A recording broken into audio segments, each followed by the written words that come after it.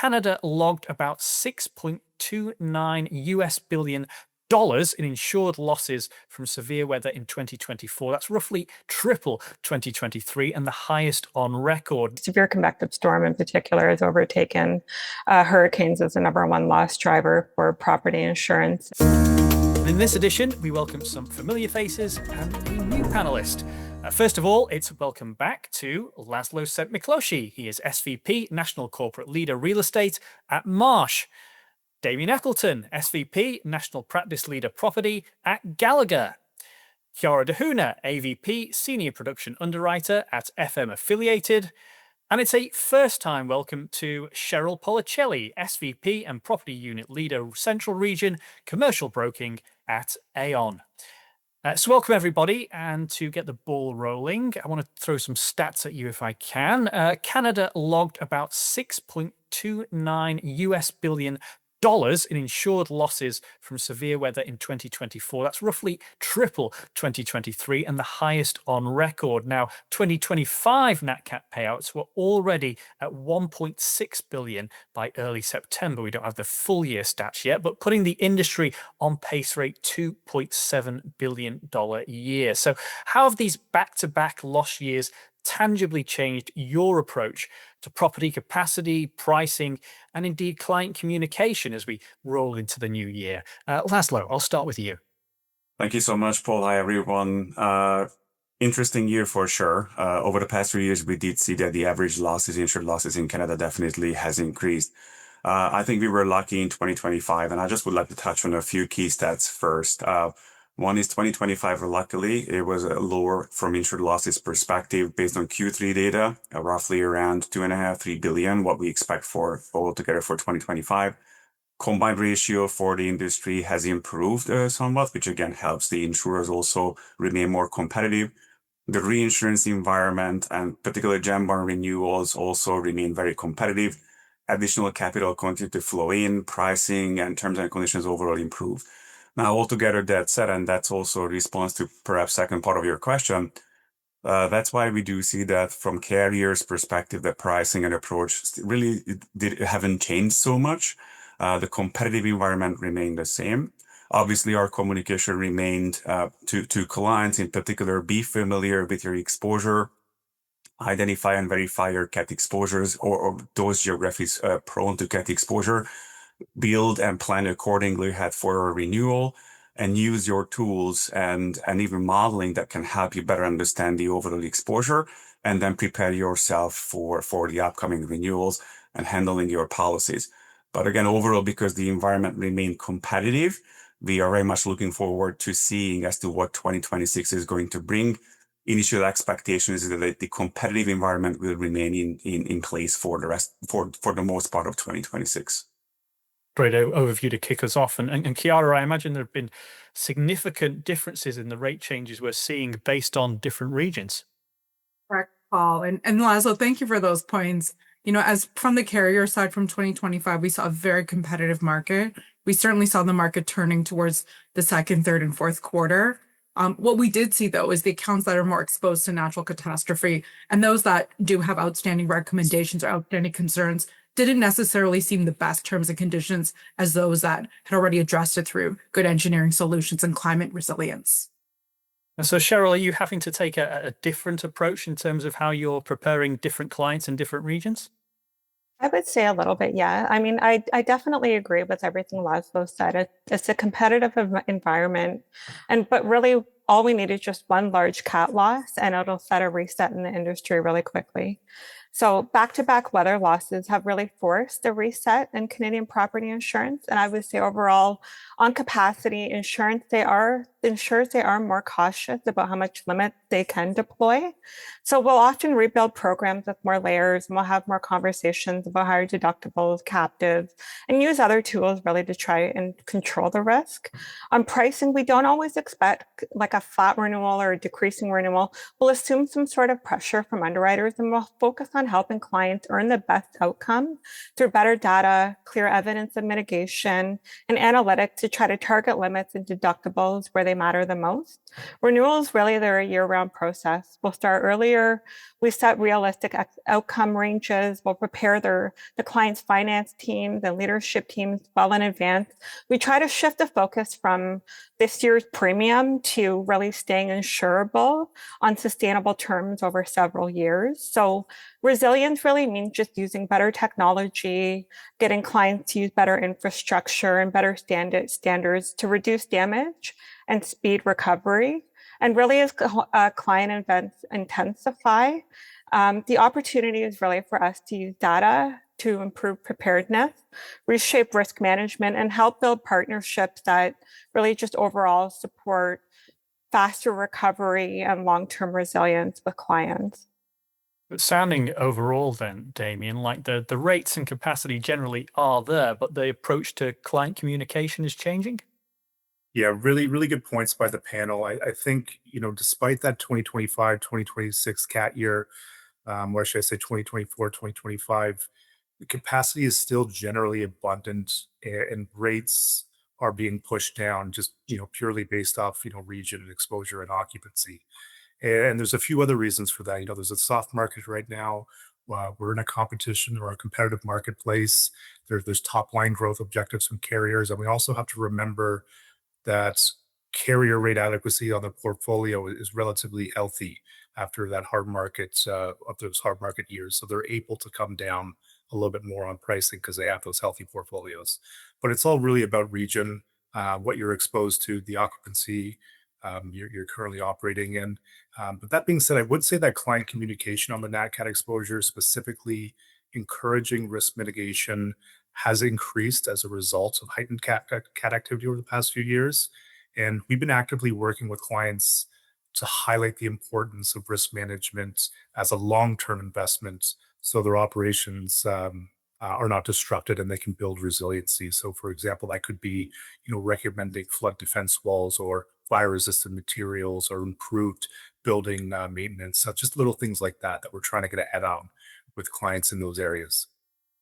Flick it over to the insurer on the panel if I can, because as we said, those insured losses from severe weather in Canada have been spiking over the last few years. So Chiara, what concrete adjustments have you made, whether it's in terms of property underwriting, cat modeling, capacity deployment, over the past quarter in particular, of course, especially in light of hail and wildfire exposed regions?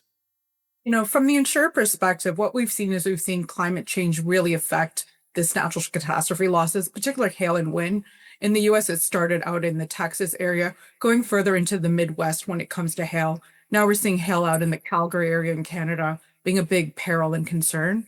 Really, in terms of how we're looking at it, is we're still looking at it the same way we look at things before, but using this modern data, using the analytics, and then, part of that structure on the insurer side, whether it be capacity or deductibles or really good risk improvement. And that's how we're going to choose to deploy capacity. I imagine as well, Cheryl, from the brokerage perspective, that's a big issue, isn't it? How these perils have changed, because it used to be perhaps primarily a hurricane issue, and now that's changed quite significantly. Yeah, the stats say it was a hurricane issue for years up until the last few years now. And severe convective storm and wildfire have actually severe convective storm in particular has overtaken hurricanes as the #1 loss driver for property insurance. And how we're treating hail is a lot different than how we have in the past, especially around, Calgary and in the prairies where, you see hail just hit roofs harder than they have in the past. You'll see it take on larger concentrations of cars than before. And wildfire is just becoming a lot, we see it every summer now in Toronto, right? Like hotter, drier summers, we feel like it's just here to stay now. And underwriters really look at how close properties are to the brushland and the wildland, and how easy it is to defend that area, right? We had one client that was beside a gas station in a high prone wildfire area. Like it's probably not a good case scenario for them, but using loss control to help drive better results for them and how they deal with that type of exposure. Underwriters also, they're asking for better, more and clearer, more like clearer information than they have in the past, and what clients are really doing to mitigate the type of risk that they have. And if it's not there, underwriters are really like, they're just saying, no, we're not interested, and they'll walk away. So I would say underwriters are being a lot more deliberate than they have in the past. They're paying a lot more attention to how much capacity they're putting down on any one client or area. And they're trying to make sure that both pricing and terms line up with the level of volatility that we're seeing, rather than treating all property risk as being the same. Yeah, and I imagine, Damien, it must be affecting brokerages across the board in terms of how these cat perils are changing. Yeah, no, it definitely is. And we're getting better modeling systems as well, driving better data analytics. We have a property analyzer tool at Aon now where it helps us advise clients on cat perils. Wildfire has probably been the hardest peril to track, and I know even insurers, it's taken them a while even to figure that out. And maybe that's a better question for Kiara on modeling systems around wildfire. But flood and earthquake are very easily to model for brokers, but there's other ones that are still taking time. And I think the more data that we're able to collect over the years, it's just going to get better. But where it's at right now, we still, I think, need more time. I don't know if anyone on the panel feels differently about that one. Well, let's flick it over to Damien. Damien, how are you seeing perils changing? Great responses from the panel again, particularly Cheryl touched on a lot of great points. I think what I want to just touch on as well, in conjunction with Cheryl's response, is that the cat profile in Canada has changed. It has changed over the past few years, over the past decade, where the key exposures from an underwriting perspective have always been the earthquakes and the flood, and now we're seeing severe convective storm, tornado, hail, and straight line wind, becoming the most causing the most damage within the country. So our models are constantly evolving on the insurer side. I'm sure Kiara's models are evolving. Brokers also leverage latest cat modeling tools as well. So we're getting insights into what our clients are exposed to, and we can then subsequently have real life conversations with our clients on proactive measurements, or real time, I should say, excuse me, and what they should be doing in terms of risk management, where they should be spending their capex, so that carriers such as Kiara will be comfortable putting out more capacity, putting down firm pricing for our clients. So, Laszlo, it sounds like overall there's been a real shift in focus here. It's been definitely, and my fellow speakers covered a lot, even from these topics. So I will add some additional notes as to how to better position your cans, and to your question as to, what determines how much capacity an insurer would deploy or wants to deploy. Modelings, analytics, and tools available, we all touched on. I think the one important point is the changing risk landscape obviously also changes modeling results, but also data quality and reliability, which can also change the output and therefore the results as well. Modeling, we also need to understand what can we model yet, or what perhaps cannot model to the full extent. And as both Damien and Sher touched on, wildfire is still one of the most difficult cat exposures that we cannot still fully model, but we still need to better understand, for example, narrowing down to geographies. Now it comes, I think also, and perhaps a bit of a look back to the first question as to how we can help our clients and insurers. That comes down to the communication part as well. How can we prepare our clients and educate our clients? If they understand the exposure, they refine their understanding of the exposure. We can also help them understand the potential financial outcomes and implications as a result of certain claims. Therefore, they can make informed decisions as to what can impact their operations, how much capacity they need, and they then can go to the carrier with specific requests as to how much capacity they need. With supporting data, the insurer will also understand that the client is taking and doing all proactive steps to understand their exposure. They will have a higher confidence level, and the insurer will also have a better appetite to support these accounts. And even as Damien mentioned, it will also better support the long-term sustainability from overall capacity and accounts and insurability perspective, the long-term for sure. And obviously, as always, as a key topic and focal point, we cannot take away the continued focus on risk mitigation and risk control. And right now, this also includes paying attention to even business continuity, understand as to how your business interruption is being impacted, not only by the claim, but also the current economic environment, how fast you can return to your operation, because that is going to also impact your financials and also business interruption overall, and the overall business community from employment and overall revenue generation perspective. I just want to throw one more cat-related question at you all, if I can, which is just to zoom in a little bit on what happened in Manitoba last year. Following the 2025 wildfire season, it destroyed at least 130 properties in that region, contributed to more than $2 billion in insured damages nationally as well.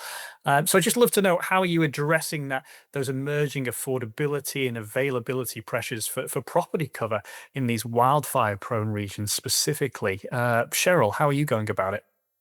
Coming out of the 2025 wildfire season, we're really tackling affordability and availability really in three main ways. First, we're tightening how we look at risk in wildfire-prone areas. We're paying closer attention to things like vegetation, building materials, defensible space, so homes and businesses that are better protected don't get priced the same way for other ones that aren't. So loss control really matters in these areas. Second, we're using a program designed to help with cost, and we've spoken about this before, like parametrics or adjusting limits, deductibles, using captives, and different terms so clients can keep a solid and sustainable core layer without paying for every sort of worst case scenario that comes their way.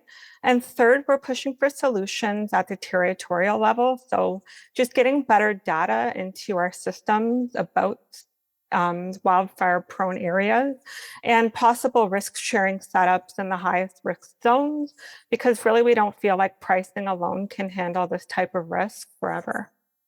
Again, it sounds a little bit, Damien, like proactive communication is key here. Proactive communication is very key. I think the themes that we're kind of getting from this call or this takeaway here is that risk control, risk management, and attention to loss recommendations or loss control recommendations are really critical when you have a client or clients within cat prone areas. I think it's important to distinguish the market that we're currently in, where we understand, yes, it's soft and you can get really great terms and conditions and pricing, and that can be done on softer occupancies and non-cat exposed areas. But conversely, on those maybe tough to place risks where they are cat exposed, you can still get favorable terms from underwriters. But really what you need is that great story from the client, and that which we can then subsequently explain to the insurer on what have they done in terms of risk control, what are they doing, what are they spending capex wise, and also what will they be doing in the future.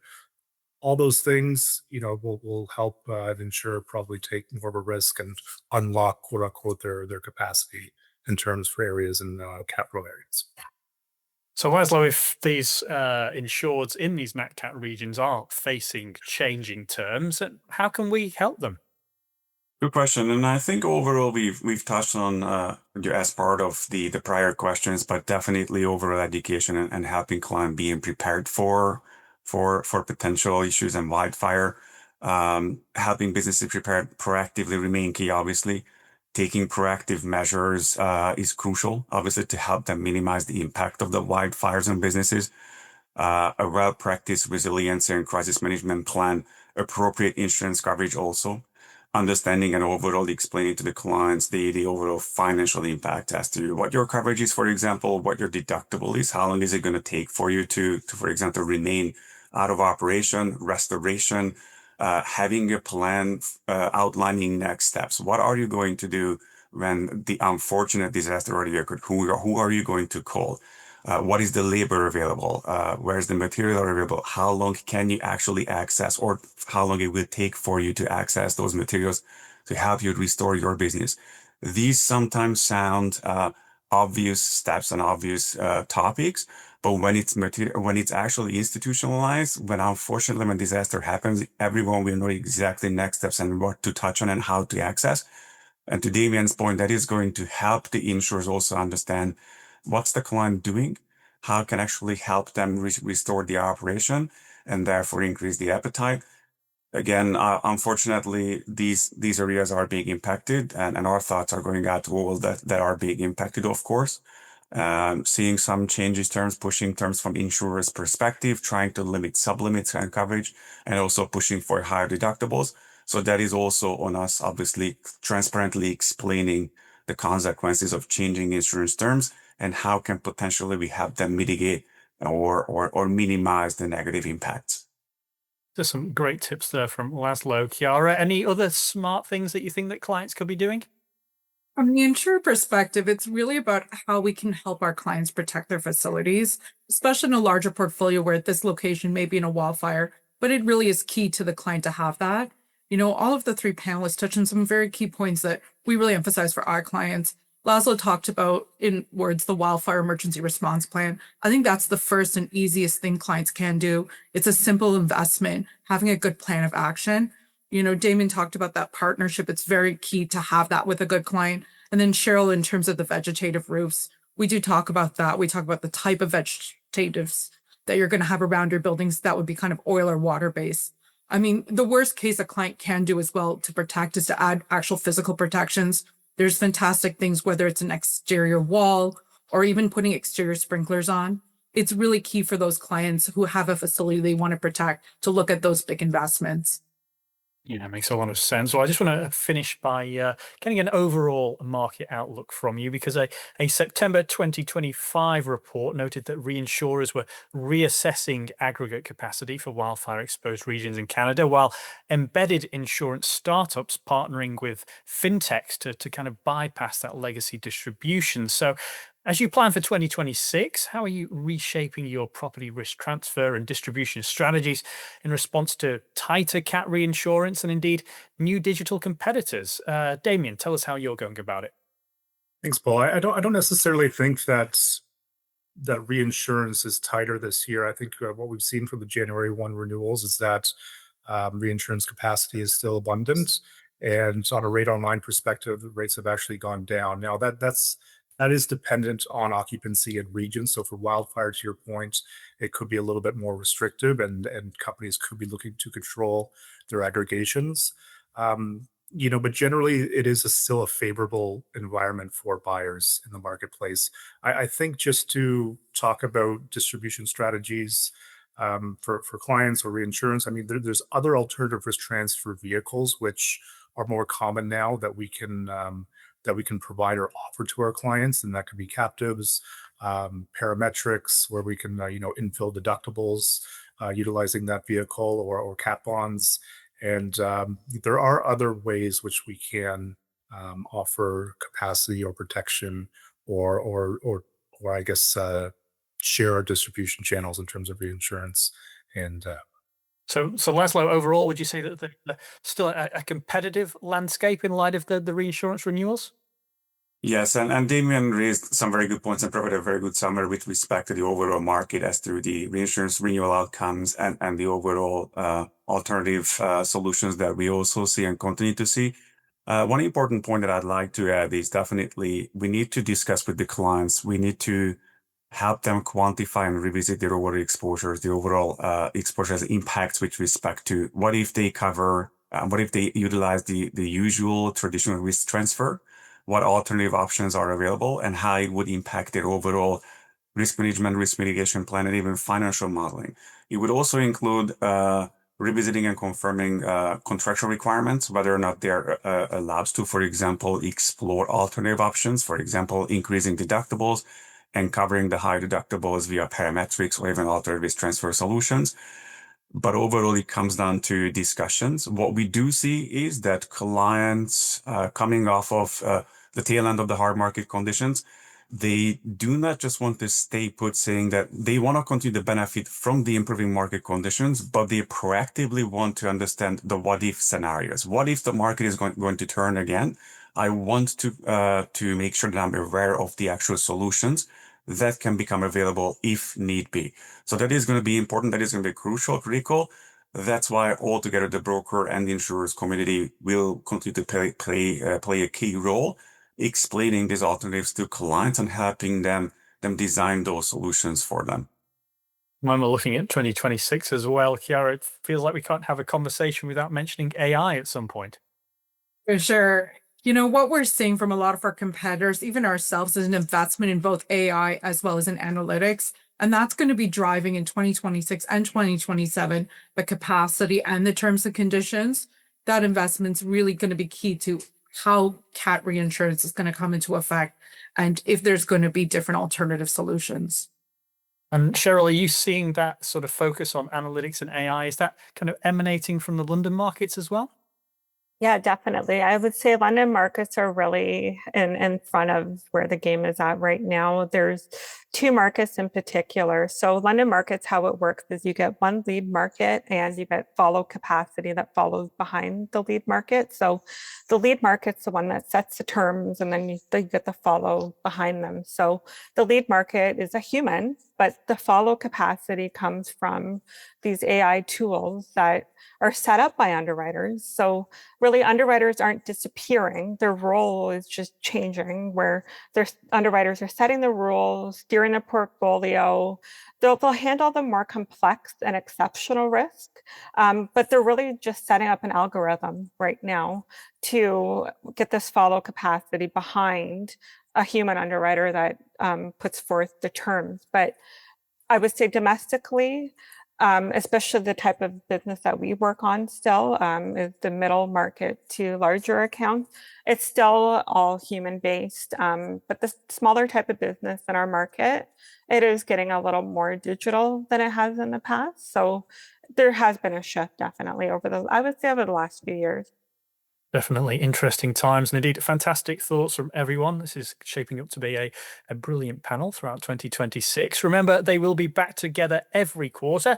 But until next time, keep it right here on Insurance Business TV.